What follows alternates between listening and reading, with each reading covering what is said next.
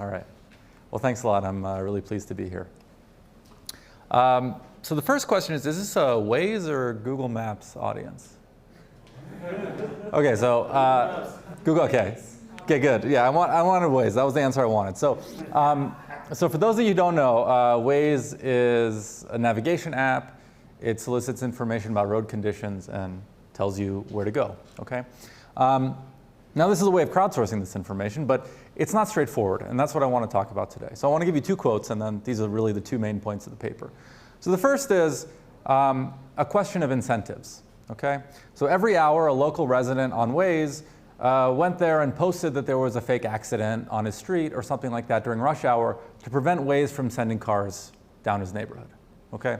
The official term apparently is Waze warrior for this sort of person. Okay, so that's one issue, that that the incentives that people care about are not necessarily what's reflected in the actual app. He cares about how much traffic there is on his street where his kids are walking around. Okay.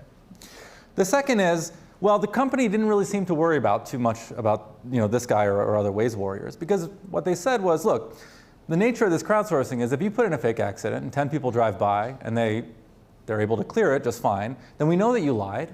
Moreover, we can punish you for it. Okay? And so the second thing is, well, there are a lot of people, right, who are potentially verifying other people. And so this notion of a large market is kind of going to be important to this talk. And of course, there's this notion of punishment. Okay? So this is what I want to talk about today. And the punchline I want to tell you is that Waze is maybe doing something that's pretty good. Okay?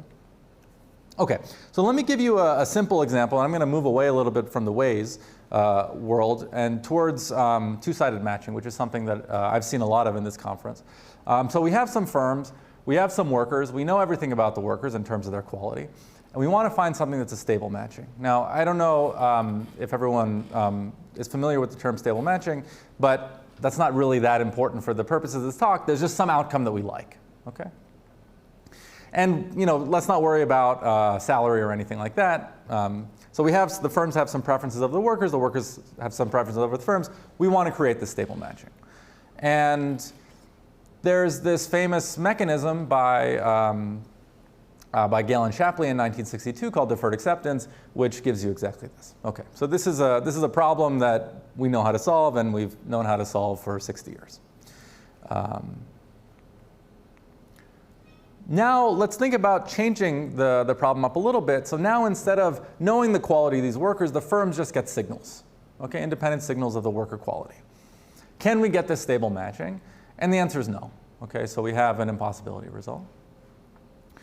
And so what I want to do today is basically take this world that's really nice on the left-hand side, make things approximate, and then find a way to generate that, okay, in the world where we don't see the qualities and things are just imperfectly observed, okay? And I want to do this in a large market setting via crowdsourcing. And I'll talk a lot about all these things, so hopefully that's clear. And if you don't like two-sided matching, there's nothing special about matching in this paper. Instead of firms, you could have agents or people on Waze, and instead of workers, we could have the different roads and the conditions, and then the optimal allocation is just the best path, right? And we're trying to do the same thing, which is instead of knowing everything about the quality of the roads, we learn this information through the signals of the agents. Okay. Okay, so let me get to the punchline here. The optimal mechanism, or near optimal mechanism that I'm going to suggest is the following, which is we solicit reports of the worker qualities, okay? We estimate the quality of each worker using a maximum likelihood method, which I'll show in a little bit. And then we're just going to use the off-the-shelf full information mechanism, which in the case of the previous example was just deferred acceptance, okay? We're going to use the crowdsourced maximum likelihood qualities as if they're the truth, okay? And then we're just going to punish people. So we're going to look at Nick, and we're going to say, okay, Nick, does your report match up with the wisdom of the crowd? If yes, fine. If not, I hit you with a baseball bat, right? And we're going to do this every time you're wrong, and I'm going to do this for everyone, right? And that's going to give incentives to tell the truth. And it's going to override Nick, who wants to stop a traffic jam on his street from happening. Okay.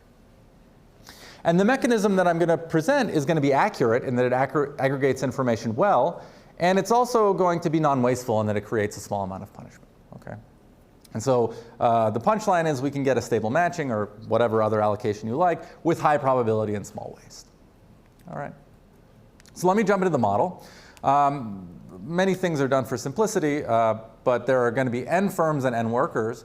And I of these firms are experts. So these are guys who actually generate information. Okay?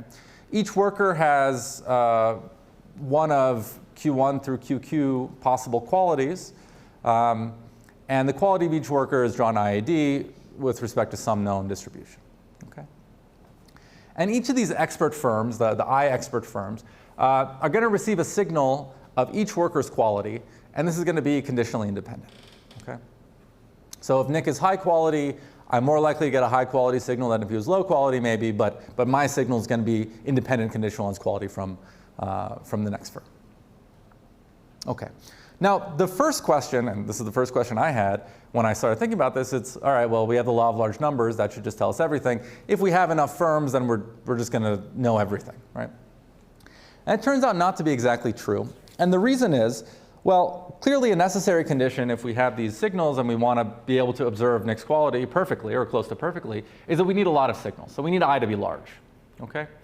But the problem is, remember that I is just a subset of the firms, right? And so how do we make there be more firms, more expert firms? Well, we have to make the market bigger. Make the market bigger, we increase the number of workers, right? So it would be unnatural to have a market with 1 million firms and 10 workers, right? And so the issue is that as we increase the market size, we're also increasing the number of workers, which means we have more opportunities to make mistakes. Okay, so we're more accurate on any worker's quality, but we have more chances to make mistakes. And so let's go to a different approach, which I'll show graphically, which is here's a market with two qualities, high and low. And the distribution of signals is different for different qualities. So if you are a low quality guy, which is quality 2, if you're a high quality guy, which is quality 2, you have a 30% chance of getting a Q1, low signal, and 70% chance of giving off a high quality signal, and it's vice versa for the low quality guys, okay? And so what I'll do, and this is the kind of maximum likelihood estimation method is, and for those of you who have seen concentration bounds, you'll recognize this. I take the maximum distance between these two distributions, I cut it in half, that's 0.2, and then I put these bands of 0.2 around each of these distributions, okay? And then I collect all the signals that are generated about each person, in this case Nick, and if the empirical distribution falls in the blue area, I say Nick is quality 2. And if it's in the green area, I say Nick is quality 1. Okay? Is that clear? Okay, so the first question is, what if we just know all the signals, right? Each firm gets the signals, but they're all observed by the market designer. Well, here's a bound, okay? So in a sequence of markets, the probability of correctly identifying every worker's quality converges to 1 if n is little o of this exponential term. Okay, so if the number of workers grows slower than the exponent of the number of expert firms, then we're able to, with probability approaching 1, identify every single worker's quality correctly. Okay, so I think this is good. I like this exponential term. Moreover, this rate is almost tight. Okay, so if we push things a little bit further, so up to some constant in the exponential term, so if the number of workers grows too fast relative to the number of expert firms, then we'll misidentify an unboundedly large number of workers as the market grows. And moreover, this tightness applies to any identification strategy. So if I said, OK, this is my way of identifying, and you have a better idea, you may have a better idea, but it's not going to be much better, right? So this tightness thing applies to any identification strategy. All right. And this turns out to actually be a problem. So in the paper, what I look at is I look at an example, a two-sided matching market, but you could construct other markets, where if we fail this growth rate condition, we're going to misidentify the qualities of a lot of workers, a small fraction, but a lot of workers. But this has a chain reaction. So as soon as you misidentify, one guy who's supposed to go somewhere else, that's going to throw off the allocations of a bunch of people. And the stability is violated by something like 3/4 of the individuals in this market. So again, I didn't want to go into what stability means, but we do quite badly by that metric. Okay? And so really what this is saying is, look, we actually need to get everyone's quality right, or else we're going to make these mistakes, and they can have this chain reaction. And so this condition really gives us an upper bound on when we can achieve good results in these large markets with interdependent values. Okay? Okay, now that's just the world where the market designer sees everything. Well, unfortunately, we have to ask it from the guy on Waze who doesn't want to give that information, right? So, the first question is, well, could we just ask everyone to tell us the truth? Because if they told us the truth, well, by the previous result, we aggregate information well. We could just run the full information mechanism using that, and we'd be done, right? With probability close to 1, we'd get the full information optimal matching. Okay. It turns out that no, incentives are not for free. Again, it's quite easy to create examples where firms have dominant strategies to lie. Okay.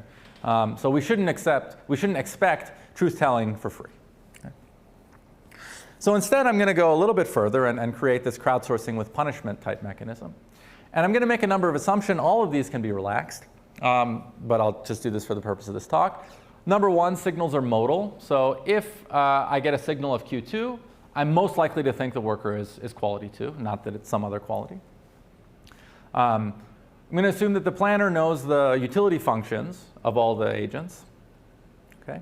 And I'm going to assume that there's some kind of uniform bound D on the utility that an agent can achieve in this market. And this is going to be regardless of market size. Okay. And all these things can be generalized. Okay. And so here's the more complete statement of the mechanism, which is that first, each firm is going to submit a report of the quality of each worker.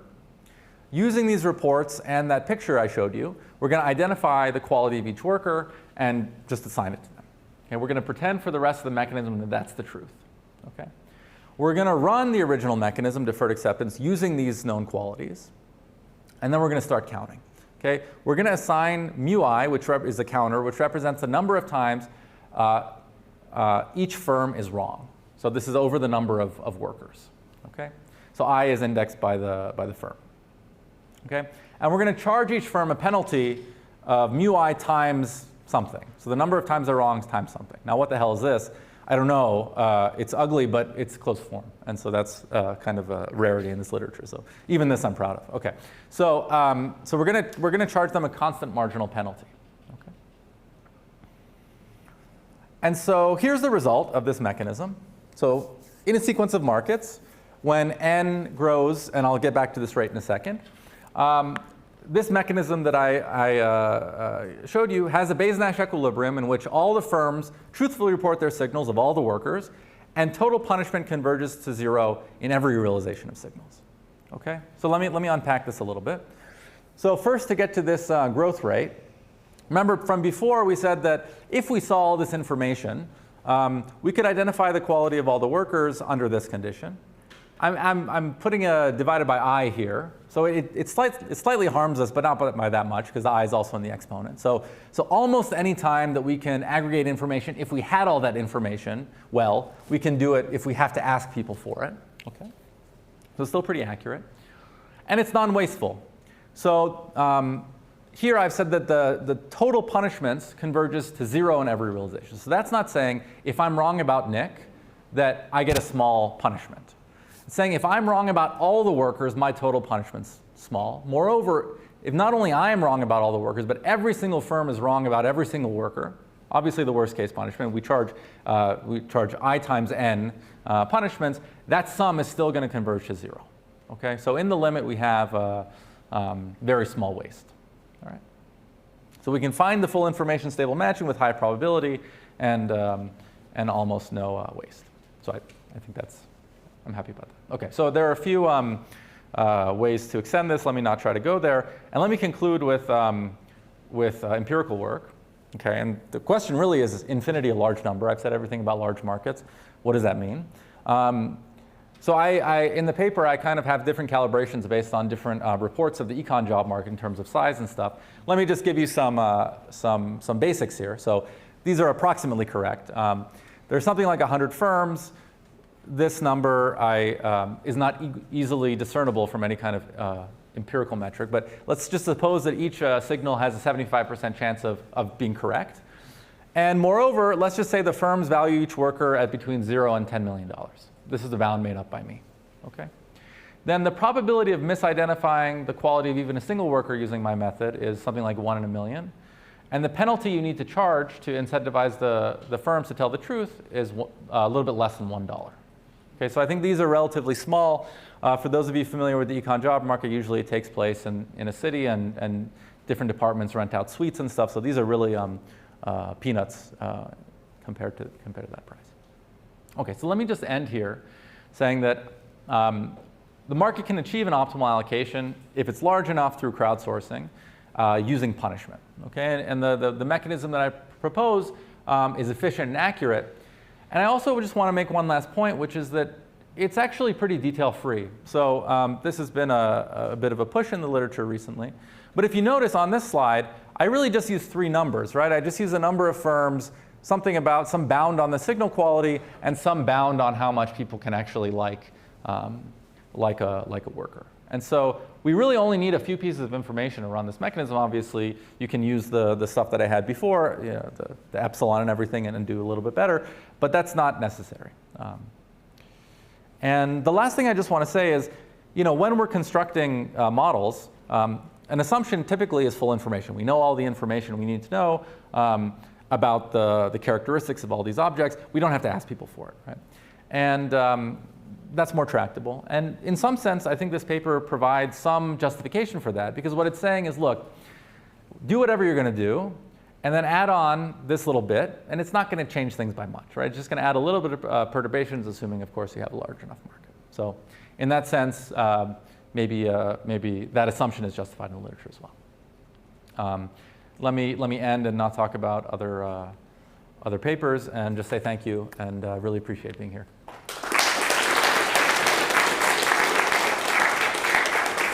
Thank you, Bobak. We have time for questions.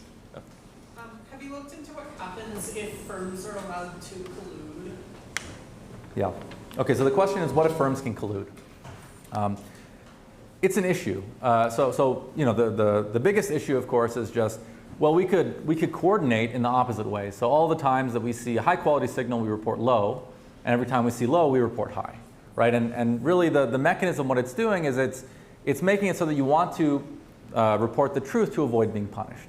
And in the same way, if you're able to collude, you can do the opposite, right? You can do quite badly.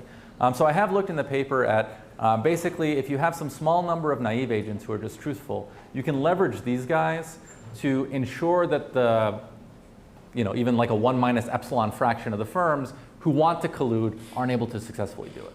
So I have looked at that. Yeah, it's a great question. Thank you. Thank you.